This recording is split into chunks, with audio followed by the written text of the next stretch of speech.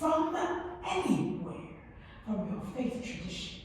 You are believing that the Spirit that has created all things can actually help us to move the mountains that are here on earth and to change what is evil into what is good, and that we can actually see peace come in this life and now, and not just in the world to come.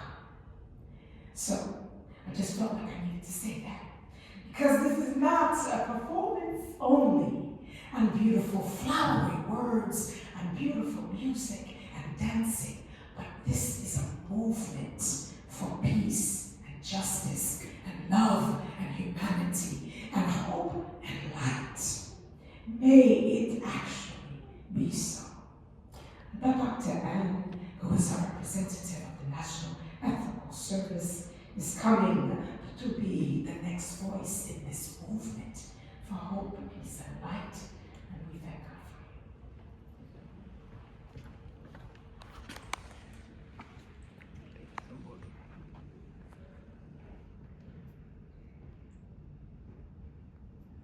Thank you so much. It is an honor and a privilege to be here with you this afternoon.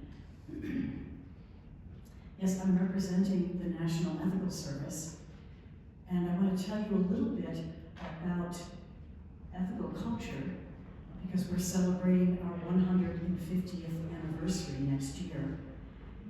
We are a humanistic religion of ethics, and in the congregation where I'm a member, where I first became a member at the Brooklyn Society for Ethical Culture, we have in the front of our meeting room the place where we meet to seek the highest is holy ground.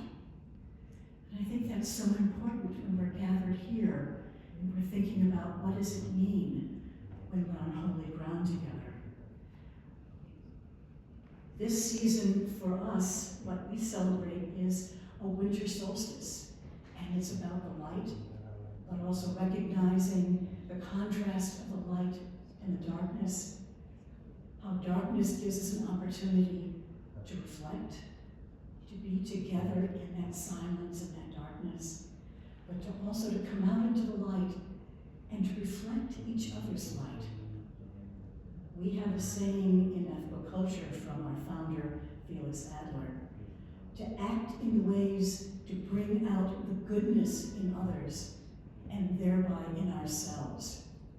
And when we say goodness, we also mean that distinctive difference, that excellence, because each one of us is different and we have gifts to offer one another.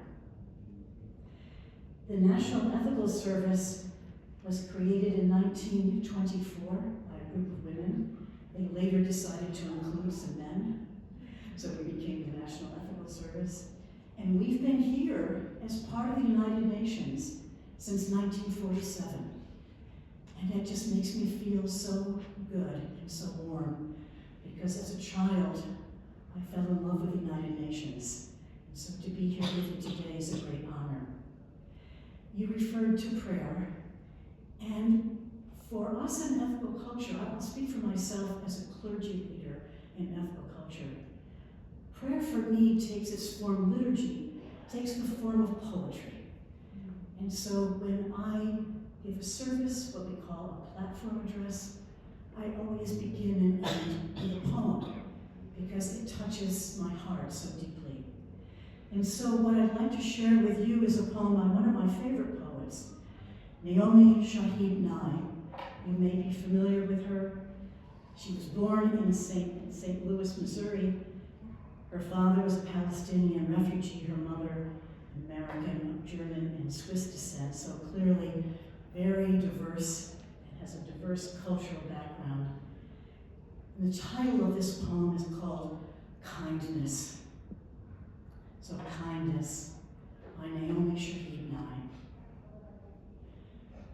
Before you know what kindness really is, you must lose things.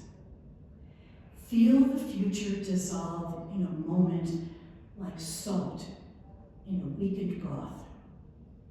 What you held in your hand, what you counted and carefully saved, all this must go so you know how desolate the landscape can be between the regions of kindness.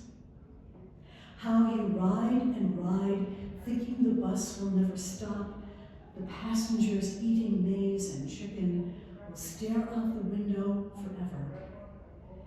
Before you learn the tender gravity of kindness, you must travel where the Indian in a white poncho lies dead by the side of the road. You must see how this could be you, how he too was someone who journeyed through the night with plans and the simple breath that kept him alive. Before you know kindness as the deepest thing inside, you must know sorrow as the other deepest thing. You must wake up with sorrow. You must speak to it till your voice catches the thread of all sorrows and you see the size of the cloth. Then it is only kindness that makes sense anymore. Only kindness that ties your shoes and sends you out into the day to mail letters and purchase bread.